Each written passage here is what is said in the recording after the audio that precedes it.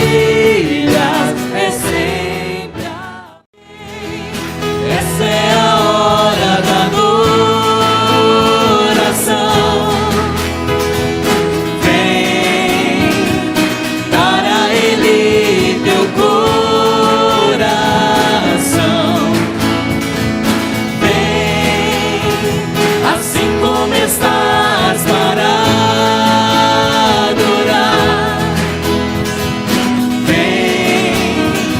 assim como está diante do... Eu não sou mais escravo do medo, eu sou filho de Deus.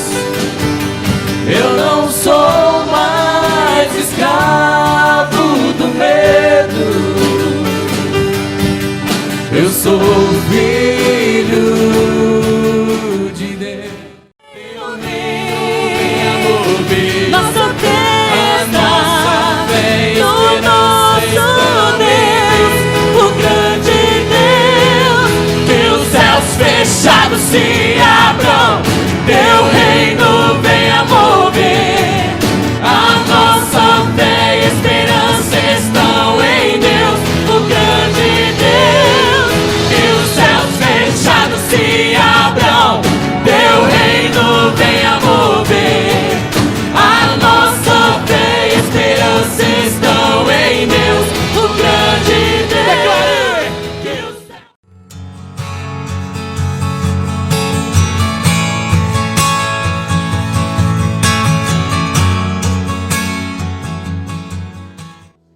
Graça e paz, irmãos. Boa noite aos amigos que nos ouvem pelas redes sociais. Que essa seja uma noite de bênção, que o Senhor Jesus fale grandemente aos nossos corações. Quero convidar a amada igreja para a leitura que faremos no Evangelho segundo Lucas, capítulo 14. Verso 15 a seguir. Na verdade, nós vamos dar uma olhada geral aí nesse texto, na sua íntegra quase, né? Mas, querendo Deus, vamos nos deter aí nos versos 15 ao 24. Quem encontrou, diga amém. Todos encontraram, irmãos? Ora, ouvindo tais palavras, um dos que estavam com ele à mesa disse-lhe: Bem-aventurado aquele que comer pão no reino de Deus. Ele, porém, respondeu: Certo homem deu uma grande ceia e convidou a muitos. À hora da ceia, enviou seu servo para avisar aos convidados: Vinde, porque tudo já está preparado. Não obstante, todos a uma começaram a desculpar-se. Disse o primeiro: Comprei um campo e preciso ir vê-lo. Rogo-te que me tenhas por desculpado. Outro disse: Comprei 5 juntas de bois e vou experimentá-las. Rogo-te que me tenhas por desculpado. E outro disse: Casei-me e por isso não posso ir. Voltando o servo, tudo contou ao seu senhor. Então, irado, o dono da casa disse ao seu servo: Sai depressa para as ruas e becos da cidade e traze para aqui os pobres, os aleijados, os cegos e os coxos. Depois lhe disse o servo: Senhor, feito está como mandaste, e ainda há lugar. Respondeu-lhe o Senhor: Sai pelos caminhos e atalhos, e obriga a todos a entrar para que fique cheia a minha casa. Porque vos declaro que nenhum daqueles homens que foram convidados provará a minha ceia. Pai, eu te louvo por tua palavra, por tua graça em nossos corações, e pelo socorro sempre presente no Espírito.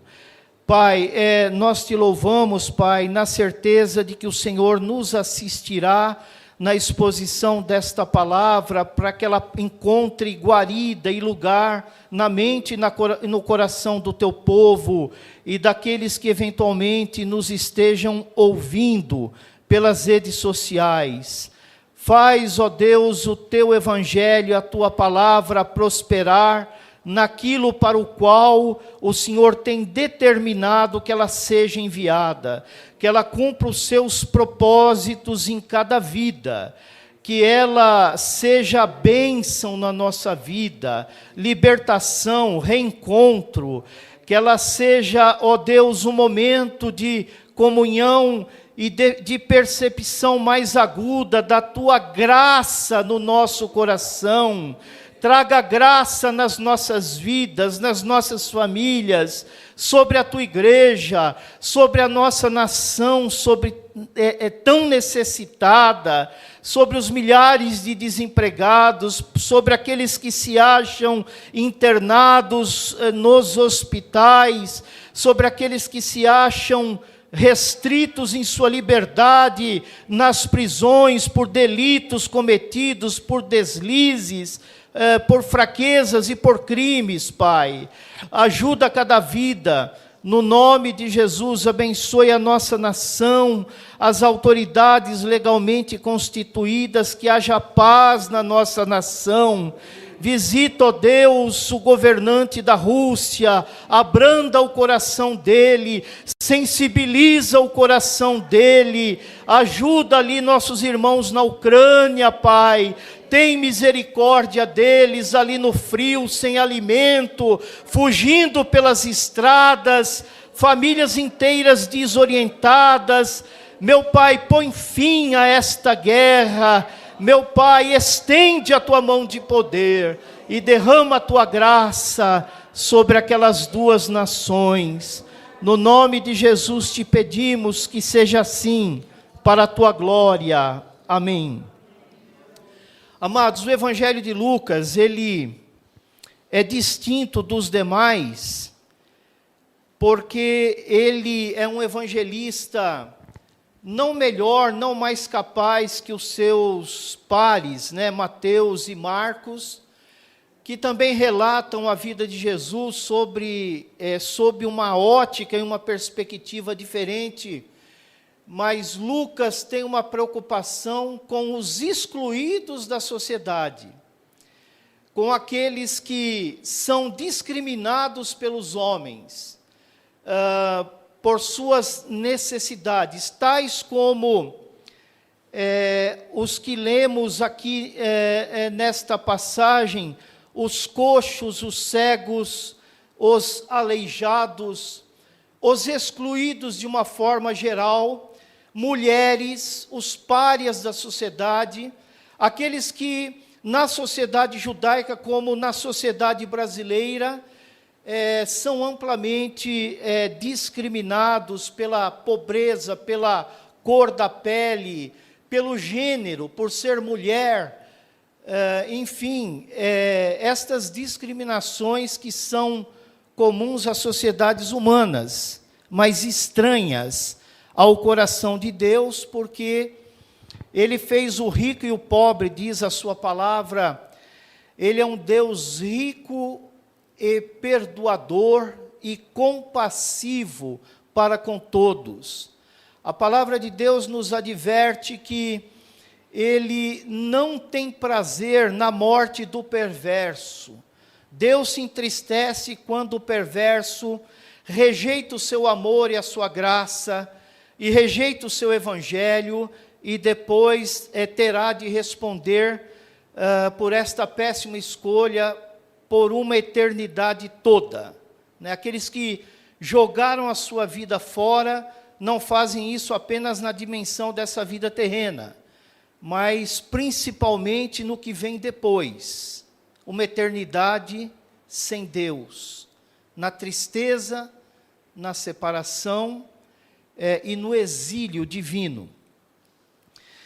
A narrativa que lemos, ela acontece na casa de um fariseu, Então, primeiro vamos estabelecer o cenário desse encontro. O verso 1 nos diz que foi na casa de um dos principais fariseus. Quem eram os fariseus? Uma das seitas religiosas, Paulo vai dizer na carta aos Filipenses, que é a principal seita do judaísmo. É o principal ramo, vertente da fé judaica. Havia, segundo Flávio Joséfo, cerca de 6.000 fariseus nos dias de Jesus, homens extremamente zelosos. É uma seita que vai surgir ali na época dos Macabeus, como uma reação àquele judaísmo mundano que havia se estabelecido, até por conta dos exílios, do sofrimento e das dificuldades que o povo de Deus vinha enfrentando ao longo de séculos, né? Era um grupo extremamente zeloso. Os escribas, que eram copistas da Bíblia, eram, em grande parte, membros da seita dos fariseus. O apóstolo Paulo era membro dessa seita do judaísmo. Os copistas da Bíblia, em sua grande maioria, integravam essa seita, e eles, uma grande maioria do Sinédrio, o Supremo Concílio Judaico, era composto por judeus e uma minoria por saduceus, que era o grupo dos sacerdotes ali em Israel. Mas escribas e fariseus são distinções do mesmo grupo. Alguns poucos escribas eram saduceus, mas a grande maioria fariseu. Portanto, o Sinédrio, 70 membros, comandado e presidido pelo sumo sacerdote, era em grande parte constituído por estes respeitáveis servos de Deus, né? Eles eram extremamente zelosos. De segunda e quinta eles jejuavam, isso toda segunda, toda quinta. Eles eram, por assim dizer, a nata da elite judaica, e principalmente no que diz respeito à presidência das principais sinagogas. Os principais chefes de sinagogas eram fariseus. A cadeira de Moisés nas sinagogas normalmente eram ocupadas por um fariseu, né? O nome fariseu vem do hebraico farusim, que significa os separados, os consagrados. Então, eles eram extremamente dedicados a Deus. Porém, há um traço de caráter que Jesus vai denunciar ao longo dos evangelhos, que é o orgulho, né? Que é a presunção que eles tinham. Justamente por causa de seus privilégios espirituais, eles se consideravam acima dos demais homens, não se consideravam pecadores comuns, e eram altamente restritivos em seus convívios sociais. Ou seja, dificilmente se misturavam com zelotes, que eram ativistas políticos extremados, não se misturavam com os pastores de ovelhas e de outros animais, porque eles viviam segregados do culto, separados da vida religiosa de Israel por causa do seu ofício. Os curtidores, por exemplo, era uma outra classe desprezada. Enfim, eles se consideravam melhores.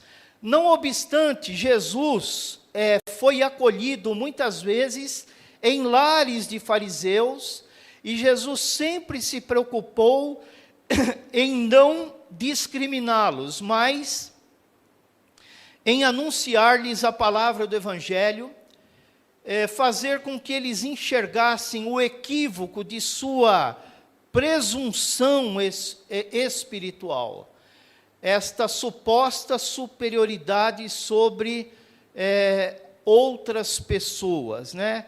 O Aurélio define presunção como opinião ou juízo baseado nas aparências, e isto a priori.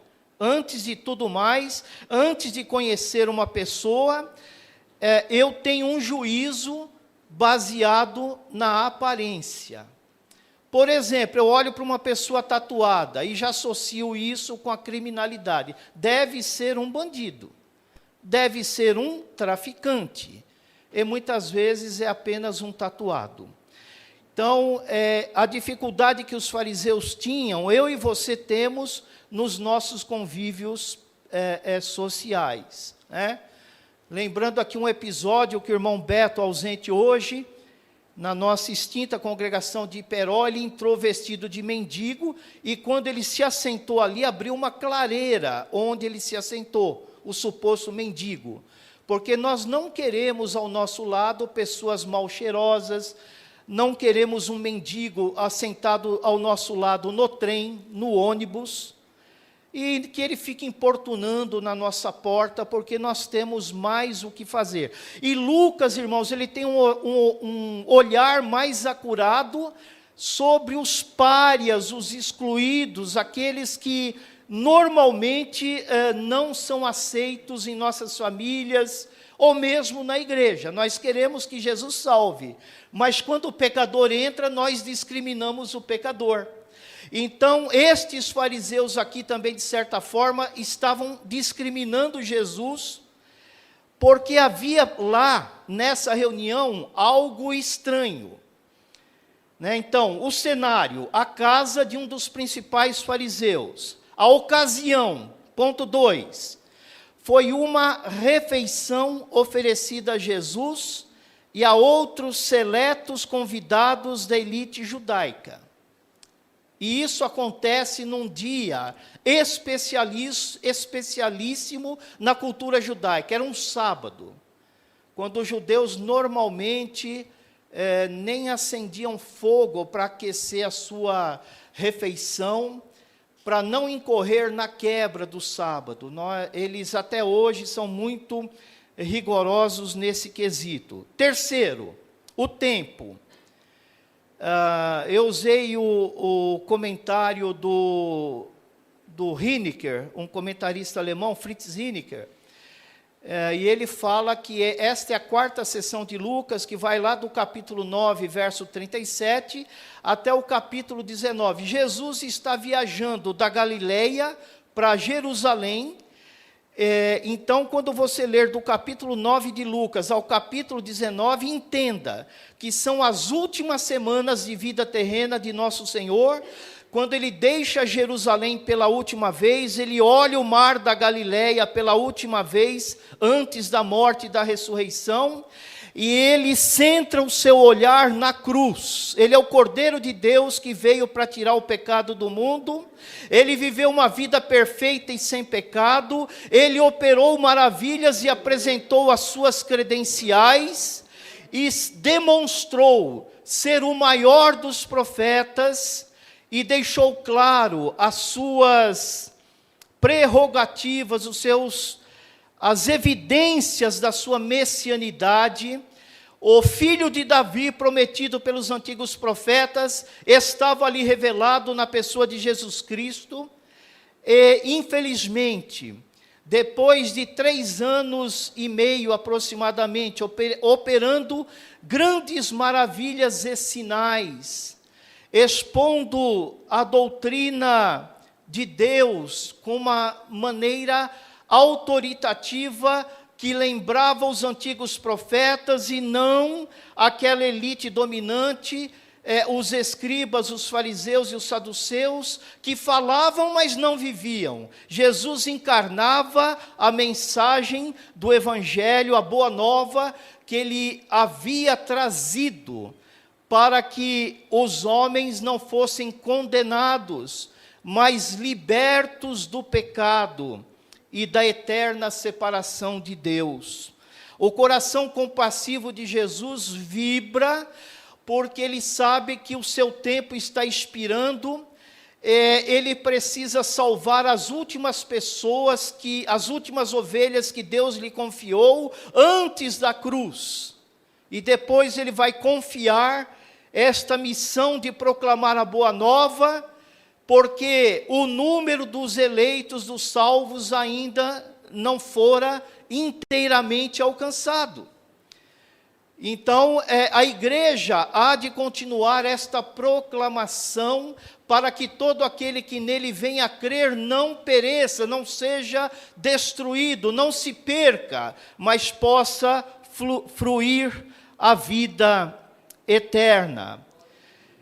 Então, o tempo são as últimas semanas antes da cruz. Quarto, quem são os convidados? Já citamos.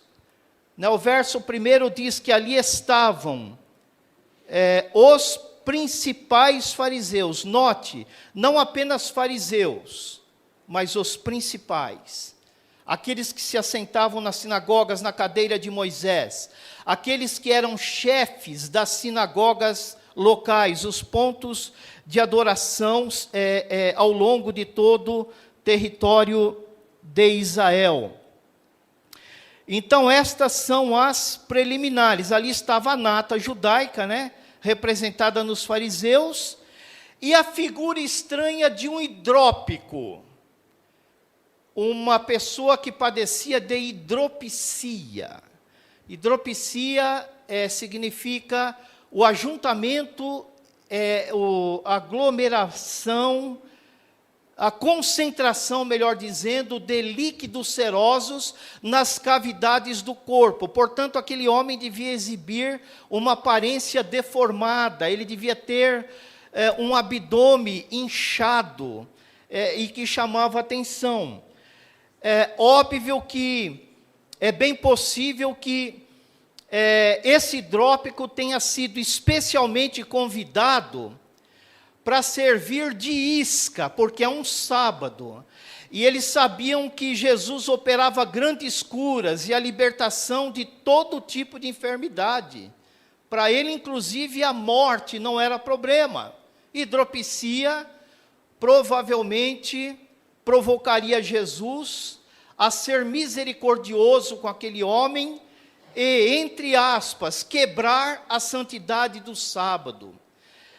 Então, aquele hidrópico foi como que uma isca que aquele anfitrião que convida Jesus convidou, mas plantou aquela isca para que Jesus incorresse na falha ou na quebra do sábado. Portanto, eles estavam atentos para flagrar Jesus violando o sábado. Será que Jesus se atreveria a curar aquele pobre hidrópico, também convidado a cear? Nesse texto aqui, nós encontramos uma palavra especial para esse almoço, é uma ceia. Portanto, era uma pessoa abastada, era alguém de remediado a rico. Ele convidou um grande número de pessoas, isso envolve custo, e Jesus não perde tempo. Veja que ele pergunta lá no verso 3, é lícito ou não curar no sábado? Eles nada disseram, e tomando, o curou e o despediu. Uma coisa estranha, irmãos? Eu fico sem entender. Aquele homem não ficou para a ceia. Qual o motivo? Ele ficou tão alegre que foi falar para sua família que ele conhecera o Messias em pessoa e que ele agora estava curado, porque na casa de um determinado fariseu que o convidara, ali estava um ilustre convidado, anonimamente, o Messias, e o Messias lhe dera a cura? Eu não sei. O evangelista Mateus não nos dá maiores detalhes, portanto, deixemos esta questão em aberto e prossigamos no texto. A seguir, Jesus lhes perguntou. Note que, não apenas no Antigo Testamento, os sinais dos profetas visavam autenticar a sua proclamação, a sua mensagem. Jesus usa a cura do hidrópico para fazer a seguinte aplicação social, espiritual e teológica da sua cura. As curas de Jesus não eram meros espetáculos de exibição. Via de regra, predominantemente, Jesus nem esperava os agradecimentos. Quando alguém procura Jesus para o agradecer pela cura, ele já foi embora. Ao contrário de alguns pregadores de cura divina do nosso tempo, que querem os louros, a fama, a glória e o reconhecimento do homem. O Filho de Deus nos ensina a discrição, a humildade. E Paulo, como discípulo de Jesus, vai nos dizer na carta aos Filipenses, para nos estimarmos uns aos outros e considerarmos o outro superior a nós mesmos, né? Se estamos assentados, chegou um irmão lá que tem dificuldade de locomoção, meu irmão, o lugar é seu, por favor. Não, mas o irmão, não, irmão, o lugar é seu, por gentileza. É isso que a Bíblia nos ensina. E isto é maravilhoso. Então Jesus faz a primeira aplicação neste jantar, nesta ceia, né? Porque esse tipo de evento, normalmente ele era comemorado à noite, quando estes fariseus já tinham se desincumbido das suas tarefas diárias, e aí teriam tempo para se alongar naquela entrevista com Jesus, pelo tempo que fosse necessário, né? Então, as lâmpadas estariam acesas e à luz dessa chama noturna, Jesus está ali garimpando almas. O Filho do Homem, diz Lucas, é o verso-chave de Lucas 19:10, veio buscar o que estava perdido. Quando os discípulos foram, e o próprio Jesus foram rejeitados por um grupo, por uma aldeia de samaritanos, os filhos do trovão queriam chover para cair fogo sobre aquele povoado e para que eles morressem queimados, como aqueles que perseguiam o profeta Elias, e Elias orou e o fogo consumiu 2 grupos de 50. E Jesus disse, eu não vim para isso, eu não vim para destruir as almas, eu vim para salvar. A pessoa até pode ir para o inferno, mas antes ela vai passar pela cruz, ela vai olhar para mim e dizer, Jesus, eu te rejeito, eu rejeito o amor de Deus que te enviou, eu rejeito a tua cruz, eu rejeito a tua morte vicária, eu rejeito o teu sangue, eu rejeito a tua graça, e eu quero viver segundo o meu coração, e segundo a minha mente, eu quero viver a minha própria vida.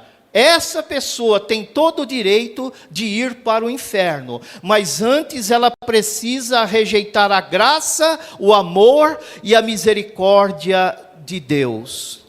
Por isso que não há possibilidade de salvação depois do juízo final.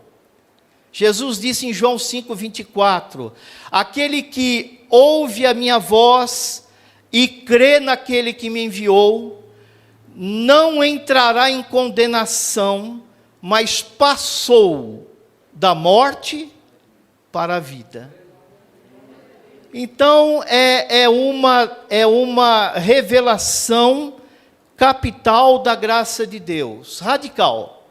Não entrará em condenação, passou da morte para a vida. Mas o mesmo João, o apóstolo do amor, registra no seu evangelho 3:36, aquele que tem o Filho. E o verbo que João usa aqui no presente do indicativo, ele dá a seguinte ideia, aquele que tem continuamente, aquele que persevera em servir a Jesus, em submeter-se à sua graça, em obedecer à direção do Espírito Santo, esse tem a vida. Mas aquele que o rejeita, sobre ele permanece a ira. Então, a graça ou a ira depende da nossa escolha pessoal. Pastor Davi costumava dizer, saudoso pastor Davi, as almas que se acham no inferno, elas escolheram ir para lá. Elas rejeitaram Deus e viveram a sua própria vida miserável de pecados ousados, graves e repetidos, ao longo de 60, 70, 80, 90, 100 anos. E no final recebe o pagamento. Qual é o pagamento? Romanos 6, 23. O salário do pecado é a morte. Aqueles que obedecem o Evangelho vão desfrutar a incorrupção, a imortalidade e a vida. E os que rejeitam o Evangelho, a corrupção e a eterna separação de Deus. Portanto, a aplicação que Jesus faz aqui é a seguinte: e aí Jesus os deixa calados, talvez odiando Jesus em seus corações. Que atrevimento é esse? Eu chamo esse camarada num dia de sábado para cear comigo, ele vem aqui, eu recebi ele com tanto carinho, e ele tem a ousadia de quebrar o sábado curando esse hidrópico. E aí Jesus vai dizer: peguei vocês. Até porque, meus irmãos, no Evangelho de Marcos eu aprendo que Jesus lia o pensamento. Eu quero dizer a cada pessoa que está aqui esta noite, jovens, adultos, senhores e senhoras, irmãos, amigos, Deus sabe de cada um dos teus pensamentos. Deus sabe o que você fez de bom e de ruim nesta semana. Ele conhece o teu assentar e o teu levantar. Ele sabe que tipo de palavreado rola dentro da tua casa. Ele sabe que tipo de porcaria você andou assistindo esta semana. Ele sabe os sites que você acessou. Ele conhece o nosso coração. O que está encoberto, para Ele não existe. Ele conhece o que está em oculto. Ele sonda o nosso coração e rins. Ele lê os nossos pensamentos. Marcos vai dizer que na casa de um outro fariseu chamado Simão, quando uma mulher pecadora chora, lava os pés de Jesus com as lágrimas e os enxuga com seus cabelos, o fariseu cutuca o colega ao lado e diz: olha aí, ó, se fosse profeta não deixaria essa, eu não posso usar o adjetivo que eles usaram, tocar nele. Um homem decente não deixa a mulher desse tipo nem chegar perto dele. Olha a intimidade. Ela está lavando os pés dele com a lágrima, está enxugando com o cabelo. Se esse cara não é profeta coisa nenhuma, e Jesus já leu o pensamento e pimba: Simão, eu entrei na tua casa, você não lavou os meus pés. Quebra de protocolo número 1. Eu entrei na tua casa e você não beijou o meu rosto, não me deu ósculo. Quebra de protocolo 2. Mas essa que você está julgando no teu coração, voltando para a fala inicial, presunção, opinião ou juízo baseado em aparência. O profeta Samuel, quando olhou para Abinadab, o filho primogênito de Jessé, disse: diante de mim está o homem que Deus escolheu, o rei de Israel. Pegou o chifre de azeite, ajoelha aí. Quando ele foi entornar, Deus disse: Samuel, para de presunção, você olha a aparência, eu olho o coração, eu não escolhi esse, tenho coisa melhor. Jessé tem um filho melhor aos meus olhos, um homem segundo o meu coração. E foi passando, e nada. Aí ele pergunta: não tem mais nenhum? Tem, mas esse está trabalhando. Deus escolheu o único que estava trabalhando. Deus não gosta de vagabundo. Deus não chama desocupado. Deus não gosta de filho com 30 anos, sugando mamãe e papai. É desse jeito.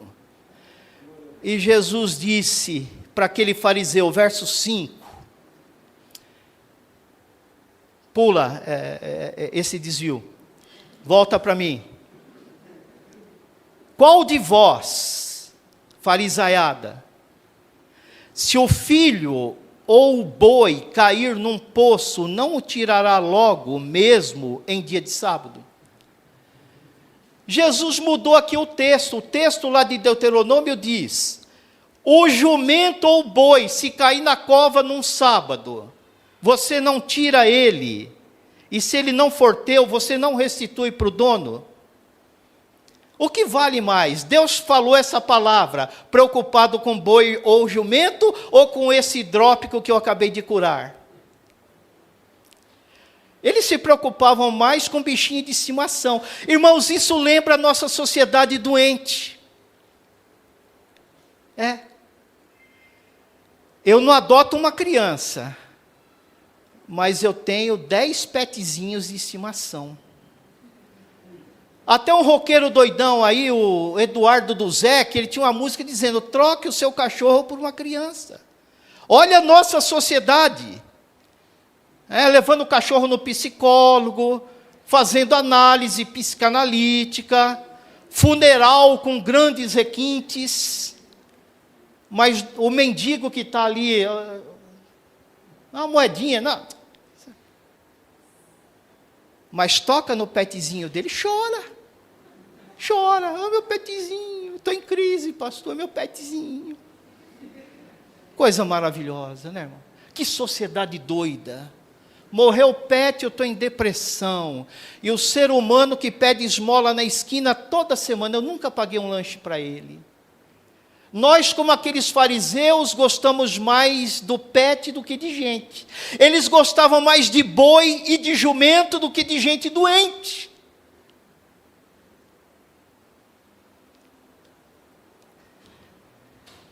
Qual de vós não tirará logo ele em dia de sábado, lá da cova em que ele caiu? A isto, nada puderam responder. Tem uma passagem paralela, num outro sábado, num outro lugar, com outros atores, com outros personagens, com um novo entrecho, um outro entrecho, uma outra saga, uma outra história. Está lá em Marcos 2. Só que era um pedreiro que agora estava com a mão atrofiada, irmão José. Ele não tinha como sustentar a família. E Jesus, num sábado, esse Jesus é tremendo. Ele subverte a religião. Ele diz assim: a religião torna o homem num ser alienado e monstruoso. O homem deixa de ter misericórdia. Aliás, há por aí, religiões que em nome da sua divindade cometem atos terroristas. Eu vou honrar o meu Deus, eu vou me cobrir de bombas e vou explodir um trem, um avião, uma igreja, uma sinagoga, um café, um restaurante. A religião, ela aliena. Agora a graça liberta. A religião avilta o homem e transforma águias em vermes. Mas a graça de Deus transforma vermes em águias. Exemplo, o ladrão da cruz. Outro desprezado. Outro pária. Outro excluído. Outro bandido. Ninguém quer nada com esse cara. E o Nazareno, ainda na cruz, ele continua salvando. Aquele que fazia cadeira, roda de carroça, mesa, janela, porta, o marceneiro de Nazaré, de Belém, ele agora está reconstruindo vidas, inclusive na cruz. Tem um miserável que diz: olha, desce da cruz, salva-te a ti, a nós mesmos. Jesus diz: com incrédulo eu não tenho compromisso nenhum. Eu não vim falar com gente que não quer a graça de Deus. Você está se auto-excluindo, problema teu. E aí, cara, lembra-te de mim, Jesus. Hoje estarás comigo no paraíso. Ele está aqui nesta noite. Eu não sei se você foi rejeitado, desprezado, se você está frustrado com um parente, com a esposa, com o marido, com os filhos.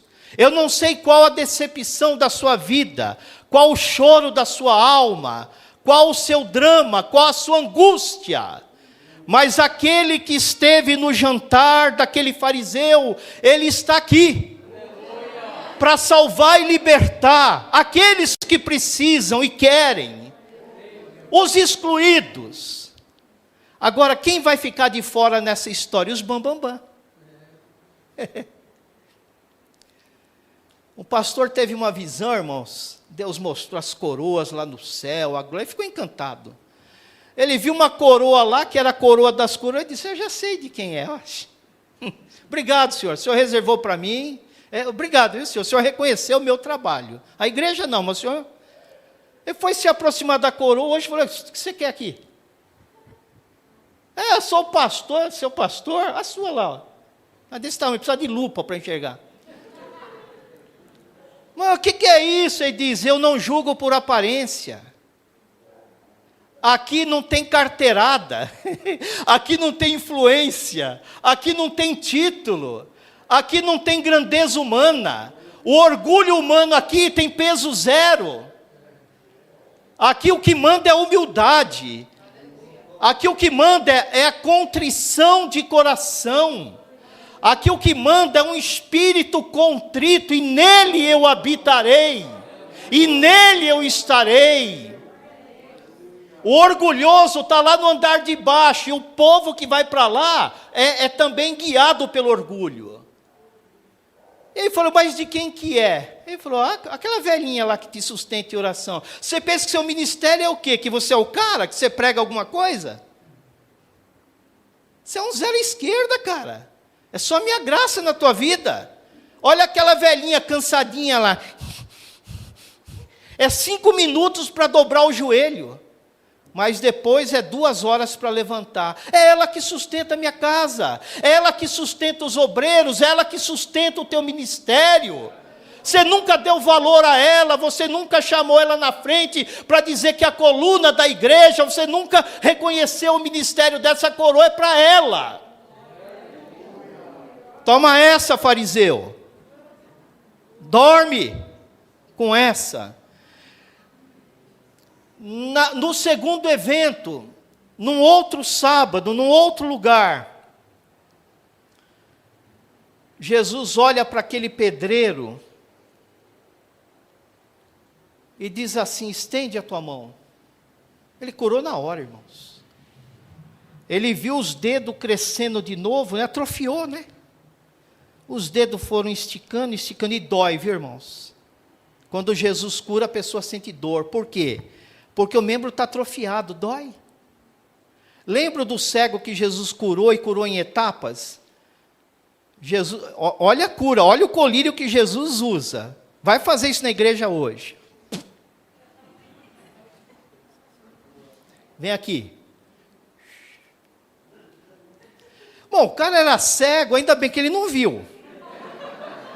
Se ele visse, irmão, ele dizia: deixa eu morrer cego, Senhor. Eu estou bem do jeito que eu estou, eu nasci assim, eu cresci assim, vou ser sempre assim. Ele não viu nada, graças a Deus, né? Jesus vai se lavar, lá no tanque de Siloé. Lá naquele tanque onde está todo mundo lá, enfim, era um lugar de batismo, né? O de Betesda ainda tinha cura, aquele ali não tinha cura não tinha anjo ali mexendo as águas, mas no outro lá tinha. E ele volta e diz assim: olha, eu estou vendo os homens como árvores. O cara nunca viu nada. Você quer que papum, ele já, estou zerado? Não. A cura é um processo. Os paralíticos, o cara saiu correndo, como você vê na televisão é fita, irmão. Aquilo ali é ensaiado. Alguma dúvida? Veinha, dá um pique para Jesus. Mostra que Jesus te curou. Pô, ele entrou de muleta, cara. Não é assim não. Não é assim não. Aqui não. Jesus, quando ele cura, a pessoa tem dificuldade, né? Não, mas vem que você vai andar.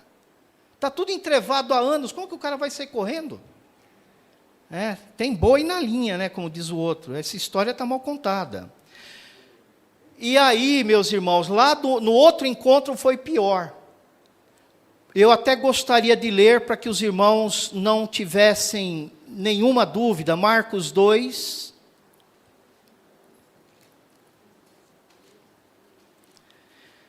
Verso 1 a seguir. Dias depois entrou Jesus de novo em Cafarnaum.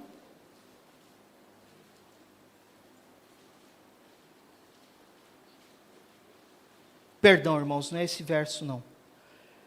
Deixa eu ver aqui, é mais para frente. Vamos lá, é 2...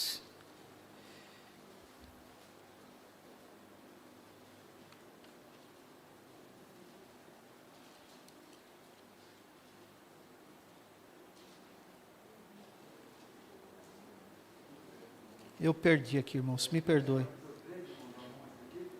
O capítulo 3, isso mesmo, irmão, obrigado. É o 3, sobre a deformidade. Jesus entrou na sinagoga, obrigado, pastor, e estava ali um homem que tinha ressequido uma das mãos. Estavam observando a Jesus, olha a mesma historinha, o mesmo filminho, para ver se o curaria no dia de sábado, a fim de o acusarem. O que eles buscavam, os fariseus? Não se converter a Jesus. Você veio aqui essa noite para quê? Quando eu falo de conversão, é uma conversão contínua. Estavam observando a Jesus para ver se o curariam a fim de o acusarem. Eles queriam o quê? Um pretexto. Eles não queriam ver a glória de Deus. Eles não queriam ver Deus operando. Eles não queriam ver as maravilhas de Deus. Irmãos, quando a gente vem para o culto sem a expectativa de que Deus pode operar coisas grandes e maravilhosas, talvez fosse melhor a gente nem vir.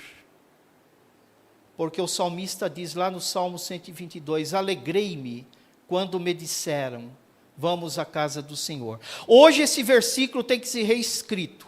Alegrei-me desde que o Corinthians não esteja jogando.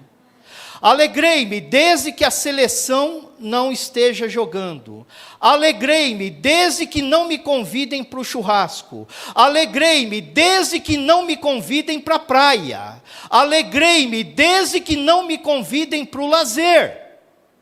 Alegrei-me desde que o pastor Donizete não me convide para um churrasco na sua chácara. Hoje mudou. Mas o salmista disse, eu me alegrei. Vamos à casa do Senhor, que a casa do Senhor ficava longe da maioria dos israelitas. Lembram do Eucana e da Ana, os pais de Samuel? Eles iam adorar a Deus uma vez, irmão Luiz, por ano.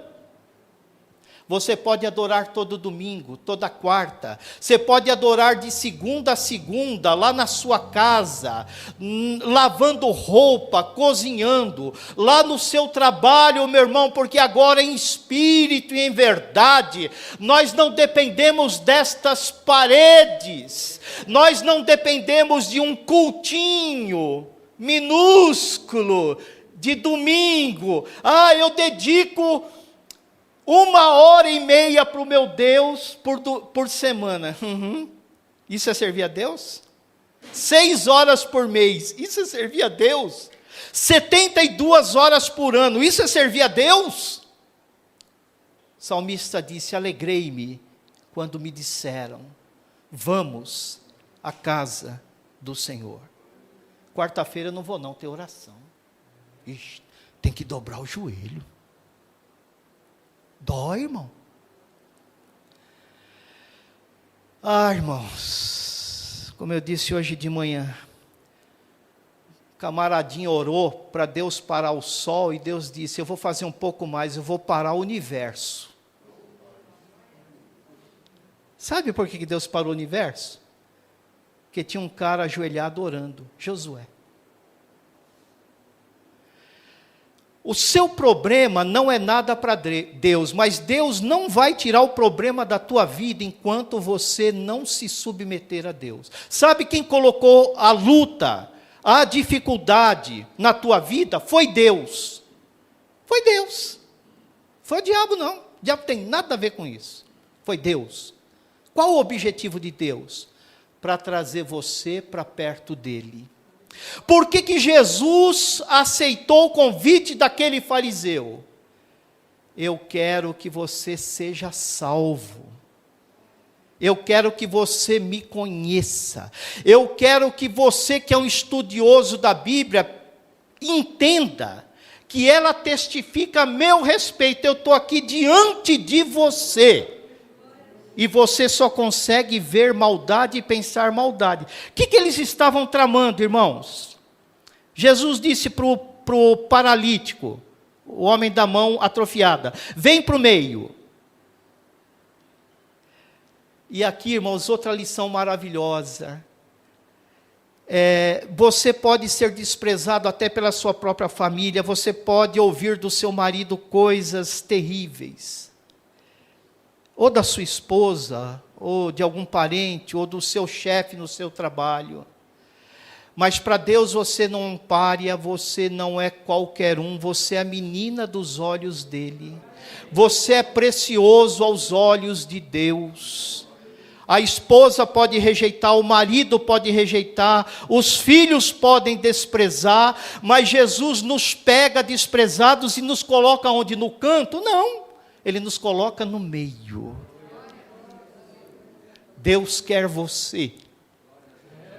Deus quer te tirar da obscuridade, Deus quer te tirar do ostracismo, Deus quer te encher com seu espírito, Deus quer mostrar o valor que você tem. Quando alguém olhava para Davi, os irmãos dele diziam, mas o que Deus vai querer com esse carinha? Esse cabelinho de fogo? Era o único que estava trabalhando, é só isso que chamou a atenção de Deus. O resto assistindo a sessão da tarde. Vocês já viram Deus chamar um profeta assistindo a sessão da tarde ou Big Brother? Crente assiste essa porcaria, irmãos? Crente assiste? Não, né? Crente não. Evangélico sim. Batista sim. Assembleano? Sim. Presbiteriano? Sim. Metodista? Sim. Crente não. É bom se converter. É bom se converter, ainda há tempo. O Jesus que estava na casa daquele fariseu está aqui hoje à noite, ele te chama.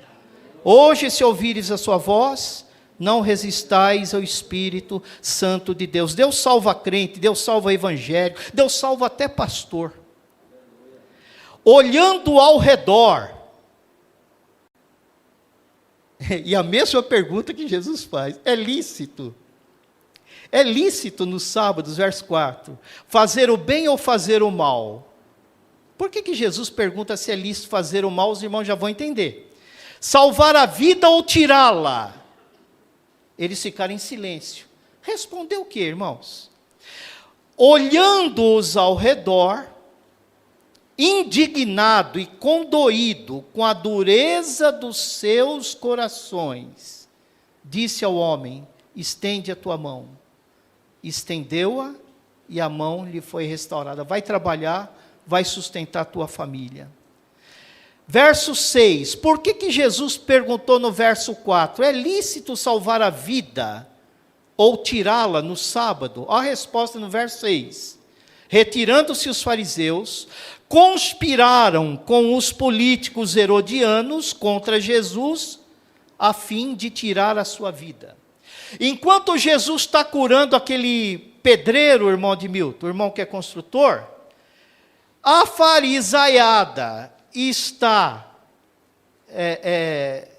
aquela caterva, aquela súcia de malfeitores, está maquinando no coração a morte de Jesus. Como é que a gente faz? Estamos juntando provas, para levar essas provas para o sinédrio, e condenar esse rabino miserável, porque ele é seguido pelas multidões e ninguém quer seguir a gente mais. Era um problema também de... a autoestima deles agora estava despencando, porque ninguém mais queria ouvir fariseu, saduceu, depois que surgiu Jesus. Os caras falam, não acontece nada. Jesus fala e acontece. Jesus manda o espírito imundo sair, ele sai. Jesus manda o paralítico andar, ele anda. Jesus manda os cegos enxergar, ele enxerga. E aí ele já faz a aplicação espiritual. Quem me segue não andará em trevas. Eu sou a luz do mundo. Lembra do castiçal lá no... A gente tem aqui na ceia aí. Lembra do castiçal? Ele é um emblema que aponta para mim. O castiçal iluminava o tabernáculo e depois o templo. Eu ilumino a minha igreja. E a igreja é como a lua que recebe a luz do sol. Nós temos luz própria? Não. Mas ele diz, o profeta Malaquias 3:2, ele é o sol da justiça. Nós recebemos a sua graça e nós difundimos a sua graça em resposta. O sol irradia a sua claridade sobre a lua o dia inteiro, e à noite ela reflete essa luz. Por que nós pregamos o evangelho e anunciamos Jesus? Por causa da graça de Deus infundida no nosso coração. Nós o amamos porque ele nos amou primeiro. Nós podemos pregar e dizer, eu sei o que ele fez na minha vida, eu sei de onde ele tirou. Quando ali em João 9, os fariseus indignados, as autoridades religiosas indignados, com o fato de Jesus ter curado aquele cego de nascença, ele diz, dá glória a Deus, e reconhece que Jesus é um falso Messias. E que você é pecador, e que ele é um pecador. Ele disse, olha, se ele é um pecador ou não, eu não sei. Mas o que ele fez na minha vida, eu sei. Eu nasci cego, vivi cego, e agora estou enxergando. E a minha Bíblia diz que quando o Messias chegar, cegos de nascença vão enxergar. O que fizeram com ele? Enxotaram. Você é um pecador e quer ensinar a pastorzada? Pastor aqui sou eu. Você quer me ensinar a ser pastor? É? Crentinho. Fora, vaza. Jesus veio buscar o que estava perdido. Aqueles que se consideravam o suprassumo da espiritualidade vão ficar de fora. Vamos voltar para o nosso texto. Lucas 14.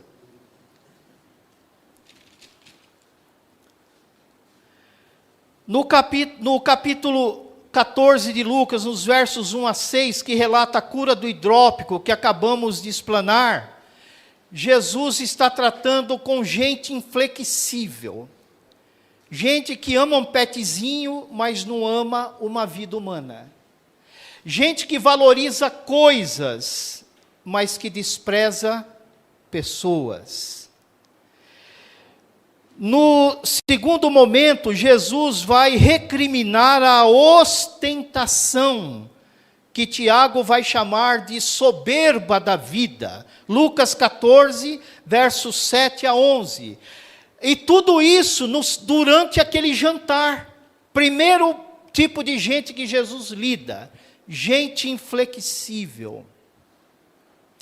Lembram da parábola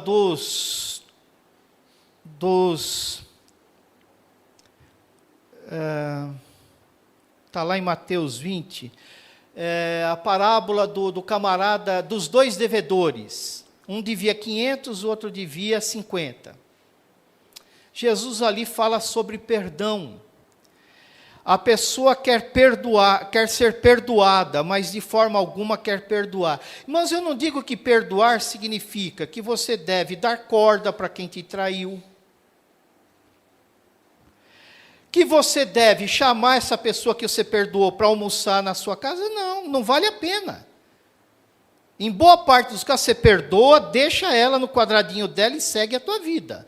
Mas você não vai carregar mais esse peso e correr o risco de morrer de câncer. Se eu guardar mágoa e ressentimento, eu sou um sério candidato a morrer de câncer. Simples assim. Por isso que Jesus, na oração que ele instituiu e ensinou, diz, vocês vão orar dessa maneira: Pai, perdoa as minhas dívidas, assim como eu tenho perdoado os meus devedores. Como é que eu vou ser perdoado se eu não perdoo a pessoa que pecou contra mim? Eu não estou dizendo para essa esposa que o marido pecou contra ela. Perdoe o teu marido e aceite ele e seja como nunca tivesse existido toda atrapalhada que ele fez. Não é isso. Não é isso que Jesus ensinou. A tua esposa foi para a cama de adultério N vezes. Perdoa e recebe ela. Oséias fez isso. A mulher dele aparecia com joia e disse, eu não comprei. E aí Deus disse, Oséias, eu e você temos algo em comum, uma esposa adúltera. Assim como a Gomer vai de cama em cama, Israel adora Baal, adora Astarte, adora Tamuz, adora Marduque, adora tudo quanto é ídolo dos pagãos, se prostitui nos altares da fertilidade, porque, irmãos, a prostituição era cultual. A pessoa pagava o dinheiro, adorava o seu ídolo e tinha a prostituta e o prostituto cultual. Nos dias de Oséias e Amós, a pessoa ia adorar Baal e Astarte e o casal. A mulher se relacionava com o sacerdote, o homem com a sacerdotisa e voltava para o seu casamento normal com a certeza de que Baal ia dar uma boa colheita. Deus disse, é assim que vocês me tratam? Eu me casei com vocês no Sinai, eu fiz aliança com o meu povo, olha o que vocês fizeram. E Deus diz, Oséias, chore no meu ombro que eu vou chorar no teu. Como a tua mulher te traiu, também Israel me traiu. E aí, irmãos, Oséias encontra infeliz no mercado de escravo. Está lá. Os amantes fizeram o que quiseram. Cansei de você, sua... Óbvio, né? Que a gente não pode usar esse adjetivo. E aquela infeliz termina como escravo. O cara chegou lá, quanto você dá por essa... te dou aí 20 moedas. É sua. Vende para quem você quiser. Os amantes a rejeitaram. Deixou 3 filhos e um marido. Agora pense no povo de Deus deixando o Deus vivo. Jeremias 2,14. 2 maldades fez Israel. Primeira, me abandonou. Segunda, em vez de adorar o Deus vivo, adorou Deus que ele fez do barro, da prata, do ouro e de um pedaço de madeira. E Isaías vai ironizar a idolatria e dizer, o camarada derruba uma árvore, com a metade ele faz um churrasco, com a outra metade ele faz um Deus. Mas o nosso Deus é vivo. O Deus dos povos tem mão, mas não faz nada, tem pés, mas não andam, tem olhos, mas nada veem. Mas o nosso Deus se compadece. O nosso Deus é bom e maravilhoso.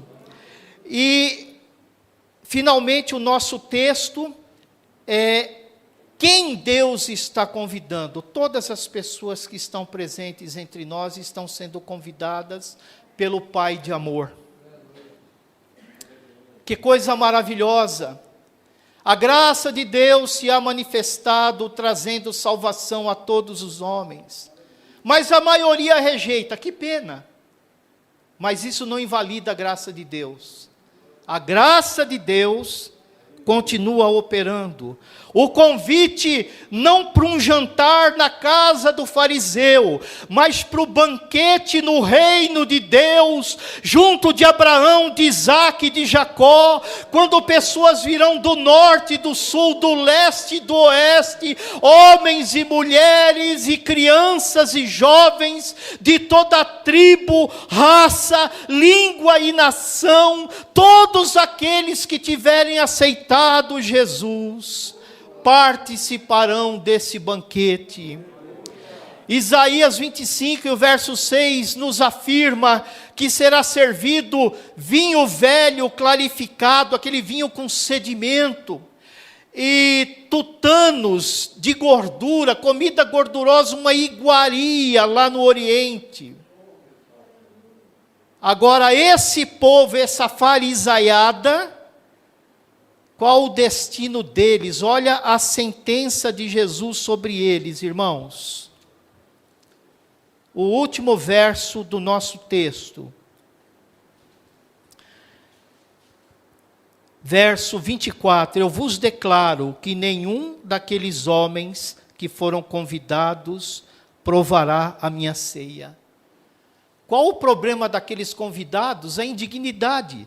Como citamos, gente inflexível, gente enfatuada, vaidosa, que ostenta aquilo que não é. Aliás, o fariseu realmente era o emblema da ostentação. O mesmo Lucas vai denunciar isso no seu Evangelho, capítulo 18.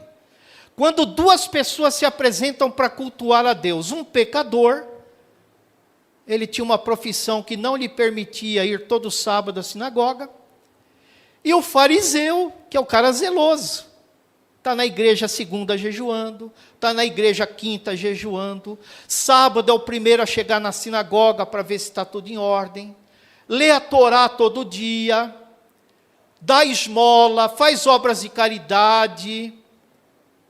Gente, é o paradigma da piedade aos nossos olhos, mas Deus não vê como vê o homem. Deus não vê aparência, Deus não vê máscara, Deus não vê verniz e aparência, Deus vê a essência, Deus sonda o coração. E aí os caras tomaram pau, tomaram 0 na prova. Esses caras de Jesus, nenhum deles entrará na minha ceia. O convite foi feito nos versos 16 e 17. Certo homem deu uma grande ceia e convidou muitos. À hora da ceia, enviou seu servo para avisar aos convidados: vinde, tudo está preparado. Irmãos, o que eu preciso fazer para ser salvo? O carcereiro perguntou para Paulo: o que farei, varão irmão? Paulo disse: crê no Senhor Jesus, e será salvo você, a sua esposa, os seus filhos, os seus parentes, todos quantos acreditarem. Mas é só isso, ele só isso. Mas parece fácil, não é isso. Crê e viverás.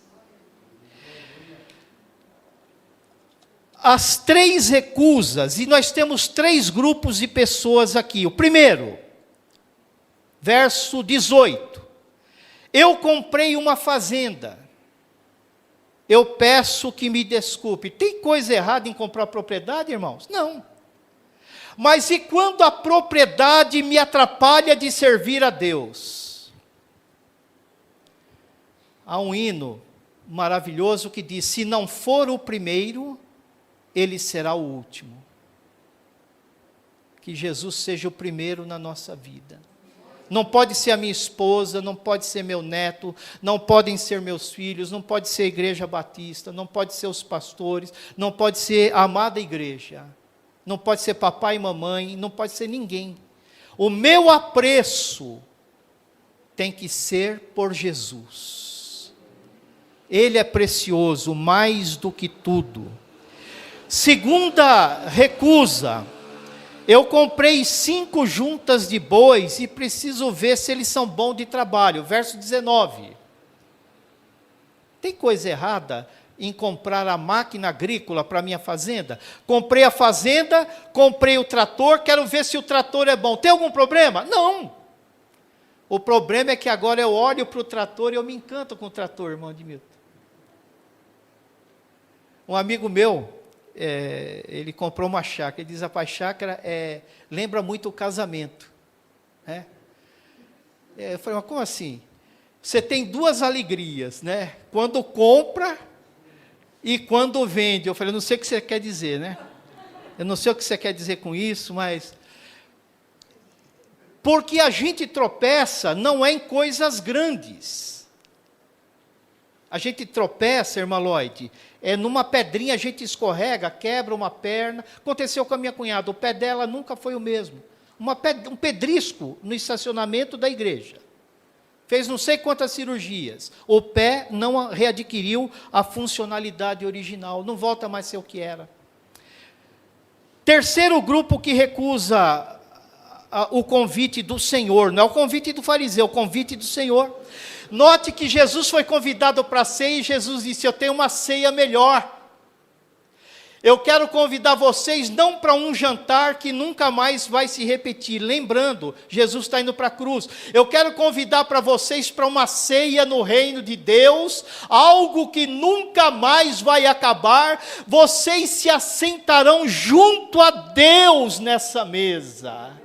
Ao lado de Abraão, Isaque e Jacó, os santos apóstolos, o santo Abel e todos os santos e o espírito de todos os justos aperfeiçoados. Habitarei no meio deles, eu serei o seu Deus, eles serão o meu povo, enxugarei do seu rosto toda lágrima, e nenhuma lembrança do sofrimento passado haverá. Eis aqui o tabernáculo de Deus com os homens. O reino se aproxima, amada igreja. O terceiro deu a seguinte desculpa: eu me casei. Agora, o que comprou a fazenda e o trator, pelo menos se desculpou. Me desculpa. O que casou disse: eu casei, não posso. Estou nem aí, Senhor. Casei. Eu quero desfrutar minhas núpcias, Senhor. Para com isso. Errado casar? Nada, constitui a família, bênção. Os três grupos rejeitam o chamado. Qual é a consequência? Verso 21.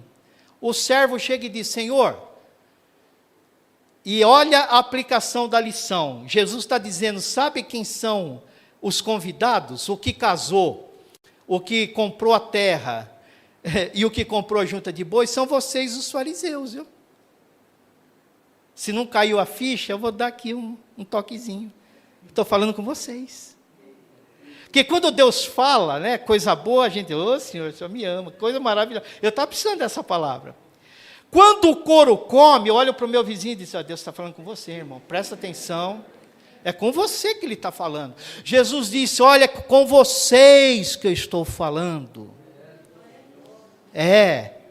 Quem vai ficar de fora são vocês. E os caras de Jesus: você veio aqui para me ofender dentro da minha casa, que sou um crente assim machucadinho, viu, Jesus? Você é dodói? Você é crente dodói, açuquinha, derrete na chuva?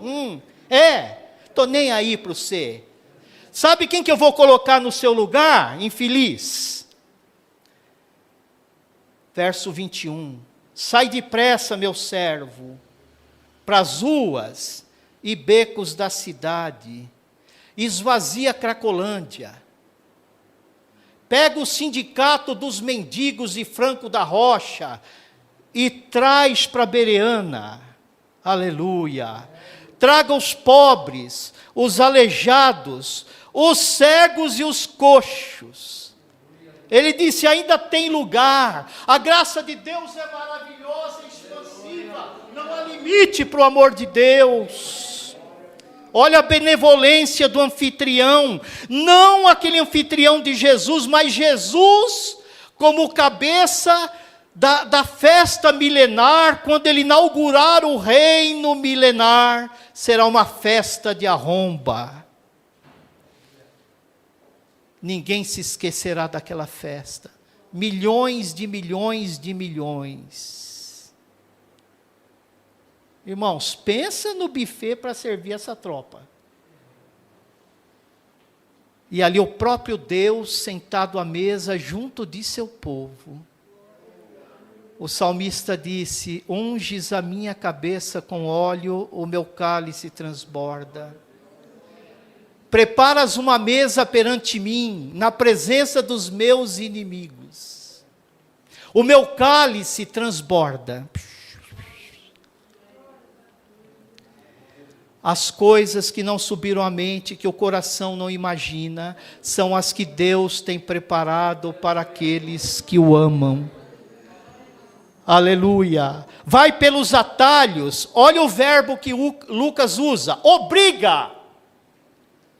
Não, eu estou quieto aqui bebendo os meus goró. Você vai entrar na festa, você vai ser salvo. Você foi escolhido por Deus. Porque quando Deus escolhe, Ele busca. A dracma foi perdida dentro de casa. Alguém pode se perder dentro da igreja, mas diz que Ele varreu a casa e achou a dracma perdido dentro da igreja. Crente que já não tem convicção de salvação, que não tem certeza de salvação, que tem medo da morte, que tem medo de macumba, que tem medo de tudo, é porque ainda não provou o amor de Deus no seu coração. O perfeito amor lança fora o medo de João. Obriga essa turma a entrar, mas eu não quero ser salvo. Não, você foi escolhido, você vai ser salvo. E o camarada foi empurrado para o reino de Deus. A gente vê o testemunho dos irmãos. Eu nunca imaginei ser crente. Eu vi o Dr. Vailate outro dia dizendo, é um dos maiores eruditos do Brasil, em Bíblia. Eu sou um admirador dele. Sem nada de Bíblia perto daquele homem. Ele dizendo, a última coisa que eu queria na minha vida é ser crente. Mas quando Deus escolhe, Ele conta as ovelhas, tem 99 aqui, tem uma lá fora, esteja onde tiver, eu vou buscar. Ah, pastor, aqui lá não tem jeito não, ele está acharcado na droga, ele não sabe que dia é hoje, que ano que nós estamos, a droga comeu o cérebro dele, ele não reconhece a família, ele nem se reconhece, não lembra do próprio nome, esquece, não ora mais por ele não. Deus diz, tem jeito. Tem jeito. Ele vai lá e busca. Busca. Aí ele conta de novo e diz, agora tem 100. Não vai faltar uma. Ele disse em João 10, 28 e 29, as minhas ovelhas ouvem a minha voz e me seguem. E dou-lhes a vida eterna. Nunca serão destruídas. Ninguém pode arrancá-las da mão do meu Pai. Ninguém é maior do que o meu Pai, que me deu essas ovelhas. E não pense que você está aqui porque você é um fariseu bonzinho, piedoso, um crente espiritual. Não. Todo aquele que o Pai me deu, esse virá a mim. E os demais morrerão no pecado. E serão responsabilizados por ele. O livro da vida está fechado. Ou nosso nome está, ou não está nele. Entrem todos, eu não quero saber da sua vontade. O Jonas disse, eu não vou pregar em Nínive. Deus disse, vai. Ah, se vai. Mas e o meu livre-arbítrio? Estou nem aí, estou nem aí. Aqui fala o Senhor dos Exércitos. Ou vai, ou vai. Ah, não vou. Ô peixe, faz um biquinho para mim, come essa porcaria aí, ó. Come essa porcaria, esse crente aí. Peixe sofreu, irmão, indigestão de 3 dias.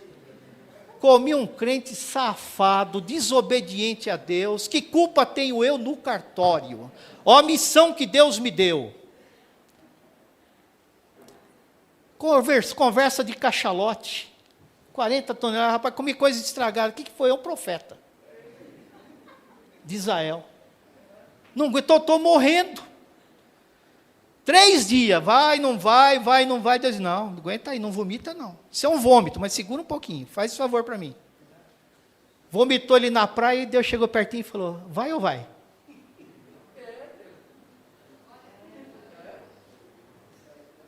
Esse é o Deus da Bíblia. Ele está te chamando. Ele quer você. Aquele que fazia cadeira, mesa, janela, porta, ele agora está reconstruindo vidas.